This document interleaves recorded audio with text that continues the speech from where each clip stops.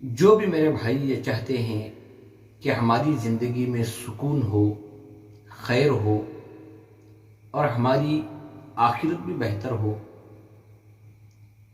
میرے بھائیوں کبھی کسی کے بارے میں برا مت سوچنا، کبھی کسی کا برا مت چاہنا۔ انسان لاکھ بھی کوشش کریں لیکن کوئی کسی کو نہ تو نفع پہنچا سکتا ہے نہ نقصان پہنچا سکتا ہے جب تک کہ اس میں اللہ کی مرضی شامل نہ ہو۔ کیا فائدہ کسی کا برا چاہ کر، کیا فائدہ کسی کے بارے میں برا سوچ کر، کیونکہ یہ چیزیں پلٹ کر واپس ہماری زندگی میں آنے والی ہیں۔